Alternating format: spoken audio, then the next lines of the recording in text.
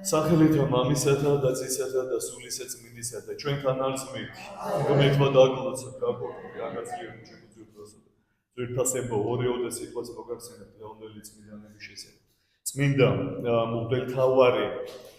კირილე კატანელი ეპისკოპოსი პირველ-მეორე საუკუნეებში მოღვაწეობდა ის იყო მიხელდასმული პეტრე მოციქულის მიერ თავისი სათნოებით გამოირჩეოდა და იმ სათნოებისა და კეთილმსახურების გამო იგი დაჯილდოვებული იქნა სასწავლო მოქმედებით, სადაც იგი მოღვაწეობდა კატანია, ეს არის სიცილიის სოფელი, სიცილიის ადგილი მდებარეობა, იტალიის მხარე არის. იგი მწარე წყარო მოდიოდა და მისი ლოცვით ეს მწარე წყალი დატკბა და იქვე ახლო მდებარე ამ ტერიტორიებში მაცხოვრებელი წარმართები აი ამ დიდი სასწაულის გამო მოიხსნა და მიიღეს ქრისტიანობა. და წმინდა მღვდელმთავარი მოხუცებულობაში აღესრულა. შემდგომ მღვდელმთავარი ღირსი იაკობ ამსარებელი, იგივე სიცილიის ეპისკოპოსი, იგი მოღვაწეობდა მე-19 საუკუნეებში. სიღრმიდანვე იგი მიდრეკილი იყო სულიერი და განმარტოვებული ცხოვრებისაკენ. სტუდიის მონასტერში გამოიზარდა. წმინდა წერილის კარგი მცოდნე იყო და რის გამოც იგი ხელდასმული იქნა. შემდეგიც კატანის ეპისკოპოსი, უგესოვარი მე-19 საუკუნეები. ეს არის პერიოდი, როდესაც ხატმებრძოლეობა მძვინვარებს იმპერიაში და ერთ-ერთი იმპერატორი მოსწონს მას, რომ დაგმოსხატები და ხატმებრძოლების ხარისხს გადავედეს. ანუ მართლმადიდებლობა შეურაცხყოფს. ამ ყველაფერს უარობს მღვდელმთავარი და იგი ბოლომდე მღვდელმთავარი იაკობი ბოლომდე დაითმენს აი ამ დევნილობას, შევიწროებას, ტანჯვას, წამებას, შეურაცხყოფას და დევნილობაში მართლმადიდებლობის ერთგულებით გარდაიცვლება. შემდგომ ხსენება არის ასევე თომა კონსტანტინოპოლის პატრიარქისა, იგი უკვე მოღვაწეობდა მე-7 საუკუნეში. ძალიან საინტერესო მოვლენა მოხდა მისი პატრიარქობის პერიოდში გალატია, ეს არის მცირე აზია. მოხდა ისეთი სასწაული, რომ ლიტანიობის პერიოდში ეს ჯვრები, რითიც უნდა გარშემოლა დაეწყოთ, უცებს ამამ აიღებდნენ ამ ჯვრებს, მოხდა რაღაცა კევა, ეს ჯვრები ერთმანეთს ეხლებოდნენ და იმტროებოდნენ. ეს გაიგო პატრიარქმა და იქ მოღვაწე ერთ-ერთი მოღვაწე თეოდორე სიკიოტელი იყო ესეთი დიდი სულიერი განთქმული მამა, მას კითხა თუ რას ნიშნავდა ყველაფერი ეს და ამამ აუხსნა რომ ძალიან მძიმე პერიოდი მოელოდა საერთოდ გალატიას და აი მართლმადიდებლურ სამყაროს. დადგებოდა ჟამი, როდესაც ცოდვების გამო შემოსევდა შემოსტენ კერი და მართლაც მოხდა ის და ამის ყველაფერი რო გაიგო პატრიარქმა თხოვა თეოდორე სიკიოტელს აი ის მამას რომ ევედრე უფალს რომ გამიყვანოს რა ვიდრე ეს რაღაცა მოხდებოდა ეს აშენება მოხდებოდა მათ აი ამ ადგილებში და მართლაც შეევედრა უფალს ეს ღირსი მამა და გარდაიცვალა მღვდელმთავარი და შემდგომ ხდება ის რომ აი ამ დიდი მღვდელმთავრის შემდგომ აღსაყდრდება სერგი და ეს კონსტანტინოპოლის პატრიარქი მიიდრეკება მონოთელიტობისაკენ ანუ წვალებლობისაკენ შემდგომ ხდება ის რომ აი ამ სპარსელები შემოიცევიან გალატიას და სრულიად გაუდაბურდება იქაურობა ასევე დაიპყრობენ იერუსალიმს და შემდგომ მოხდება ის რომ ცხოველმყოფელი ჯვარს აასვენებენ და ესე აღესრულება ზუსტად აი ეს მოვლენები რაც მაგალითად წინასწარვე აუწყაუფალმა და ასევე დღევანდელ დღეს არის ხსენება ღირსი მამისა ჩვენისა სერაფიმ ვირიცილის რომელიც მე-19 საუკუნეში დაიბადა 1860 წელს გლეხის ოჯახში დაიბადა შეჭურებული ოჯახი იყო მას მამა მალევე გარდაიცვალა და თავისი ახლობლებმა წაიყვანენ ქალაქში და მიაბარებენ თავისივე თანატოლებს და ის სწავლობს ვაჭრობას ესეთ რაღაც ვაჭრობის ისეთი დუქანი იყო და იქ ეხმარებოდა თავისი ძალიან პატივისცემი იყო თავისი შინაგანი წყობით მას ყოველთვის ძალიან დიდი სურვილი ჰქონდა რომ წასულიყო მონასტერში და მონასტერში ეცხოვრა ერთხელ როდესაც ერთ-ერთ მონასტერში მივიდა იქაურ ბერს გაესაუბრება რომელიც გამორჩეული იყო სულელები და მან უთხრა რომ წადიო რომ გაიზარდეო დაუჯახდიო შექმენი ოჯახიდან დადგება ჟამი რომ შენს მეუღლესთან ერთად აღიკვეცები მონაზვნად მართლა ზაბრუნდება გააგზელებს თავისი შრომას თავისი პატრიოტიზმის გამო ის წენაურდებოდა რა რაღაცა მცირე ესე რომ ვთქვათ მოურავად ესე დადგინდა შემდგომ უკვე უფრო აწინაურეს და ძალიან უყვარდა თავის ბატონს ენდობოდა შემდგომ ხდება ის რომ იქ დაუჯახდება და საინტერესო არის რომ მის მომავალ მეუღლეს ოლღასაც ძალიან დიდი სურვილი ჰქონდა რომ მონაზონი გამხდარიყო ის ჩადის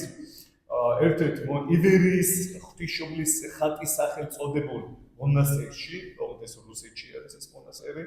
და იქვე ისე გაისაუბრება იღუმენიას. იღუმენიას იგივეს ეუბნება, რომ ჯერ უნდა შექმნას ოჯახი და შემდგომ დადგება ჟამი, რომ თავის მეუღლესთან ერთად რიციც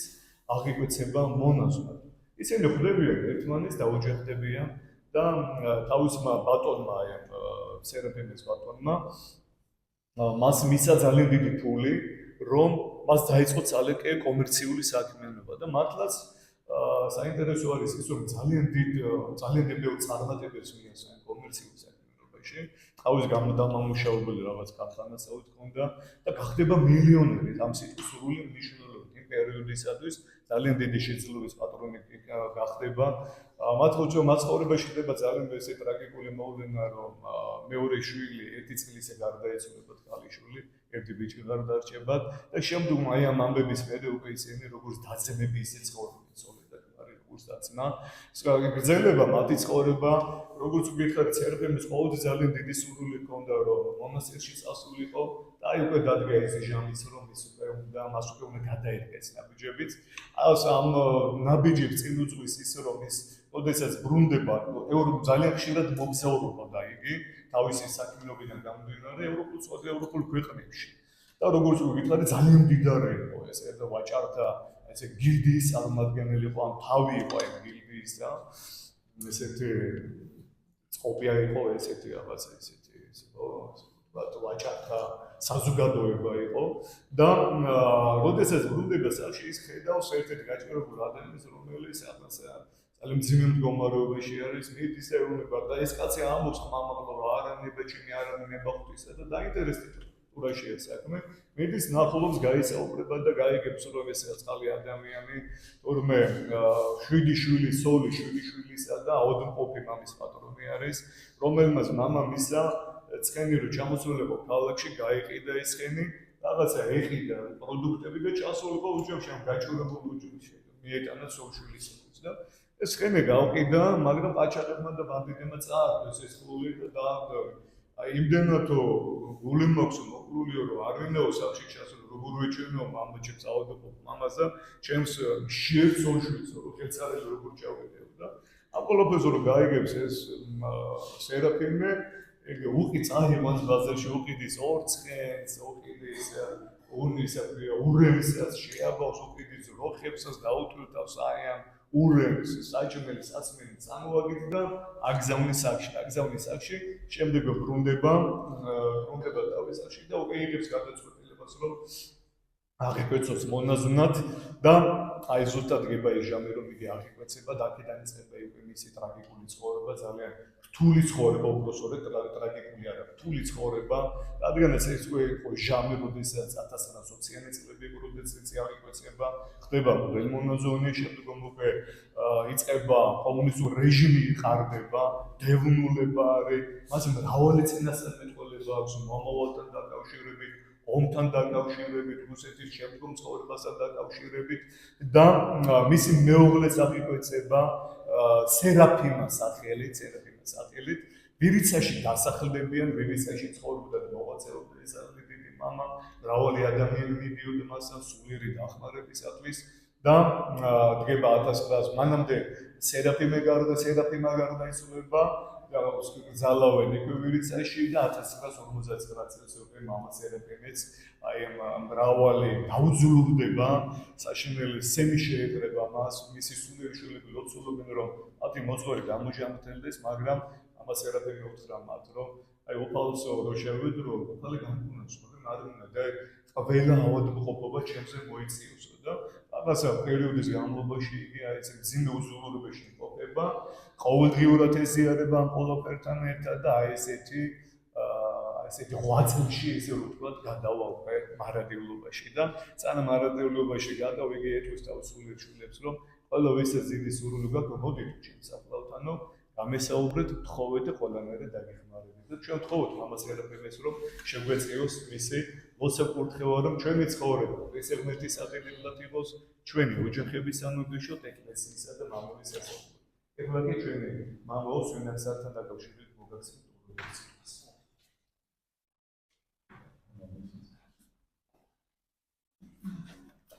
ღმერთმა დაგლოცოთ, ილოცავთ ზეზიარეთ, საკურნებელი იყო სულის და ხორცის ყველის ზიარება ქრისტეს უცხო საიკუნოებთან. აი მამა მოყვა სერაფიმე ვირიცელის ცხოვრება და გარდა იმისა, რომ სერაფიმე ვირიცელი დიდი ქონების პატრონი იყო, ამასთან ერთად ის იყო საკმაოდ მოწყალე ადამიანის და თავისი შემოსავლის და რაღაც ნაწილს თავისი სიმდიდრიდან გლახაკებს ურიგებდა და აი სვინაქსარიდან ერთ-ერთი ასეთი ეპიზოდია, ღირსი მამა იყო, ღირსი აფლუტი, ესეთი მეუდაბნოე მამა, რომლის ცხოვრებაშიც მოხდა ესეთი რაღაცა, ზოგადად ღირსი მამები, აი ანტონი დიდის ცხოვრებაშიც არის ესეთი რა მომენტი, რომ ხშირად მათი სულიერი სიმაღლიდან გამომდინარე, აი ღმერთს ვეუბნებოდნენ, რა სულიერ სიმაღლეზე იყვნენ ჩვენებინა. ღმერთი მათ უცხადებდა ყველაფერს და აი ღირსი მამის ცხოვრებაში ასეთი რაღაც არის, რომ ევედრება ღირსი აფლუტი, რომ ღმერთო ის გავარ მაჩვენე და ასე თქვა საფრთხო ხმა ესმის და ეუბნება, რომ შენ გავხარე ერთ-ერთ ვაჭარს, რომელიც მარგალიტებს აგროვებს. წადი ნახე და მიემსგავსე მათ და ეს ჩადის რა თქმა უნდა ეს ადამიანი ღირსი აფლუტი ალექსანდრიაში და შეხვდება ერთ-ერთ ალექსანდრიელ დიდ ვაჭარს, რომელიც აურაცხელი ქონების პატრონია და გამოკითხავს დასაკეთებს, როგორ ცხოვრობს და ესეც ეს რაღაცას ეუბნება, რომ რასაც სამი გემი ყავდა და ასე შემდეგ. და ესეთი დიდი ქონების პატრონი იყო და რაღაცა ნაწილს თავისი მონაგებიდან თვითონ გასცემდა მოწყალებაში და რაღაცა ნაწილს კიდევ თავისი ასე ვთქვათ ხელქვეითები არიგებდნენ გლახაკებში. და ღირსი აფლუტის გაუკვირდება რა თქმა უნდა და ეკითხება, რომ როდის შედგებოდა ბერად, მაგრამ ყოველ შემთხვევაში ისე მოხდა, რომ საბოლოო ჯამში რა თქმა უნდა იმ წუთას არა, მაგრამ აი ამ ვაჭრის ცხოვრებაში ეს რაღაც ხდება, რომ ყიდის ეს ყველაფერს, თავის ქონებას, თავის მონაგებს და საბოლოო ჯამში ერთ-ერთ თაზე ვინმესი პოვის და იქ აღიქვეცებს, იქ ბერად შედგება და იქ დაამთავრებს ასე ვთქვათ თავის ამ სულიერ ცხოვრებას და ეს რას ნიშნავს, რომ აი სერაფიმე ვირიცელის ცხოვრებიდანაც აი ამბიდანაც რაც ახლა მოვუწევთ ღირსი აფლუტის ცხოვრებიდან ჩვენ უნდა ვიცოდეთ და ეს რა თქმა უნდა სახარებისეული ჭეშმარიტება აუცილებელი არ არის ყველა ბერად შედგეს და ყველა ქონება გაიღოს რა თქმა უნდა და რაცა ყველაზე ცხოვრებას დაადგეს, მაგრამ ყოველ შემთხვევაში ვისაც როგორი სიმდიდრე აქვს ეს სახარებიდან ყველას გვახსოვს, ხო? დიდარი ძნელად ცხონდება მაცხოვრის სიტყვები, არა იმიტომ რომ დიდრის ცხონება შეუძლებელია, არამედ იმიტომ რომ ის ქონებაზეა მიჯაჭვული და შესაბამისად უჭირს თავისკენ ასე ვთქვათ ორიენტაციის აღება. შესაბამისად ადამიანების ჩვენს ყველანი არ უნდა ვიყოთ მიჯაჭვულები ამ ჩვენს სიმდიდრეზე, ვისაც როგორ გვაქვს, რანაირადაც გვაქვს, იმის მიხედვით, იმ შესაძლებლობიდან გამომდინარე უნდა გავცეთ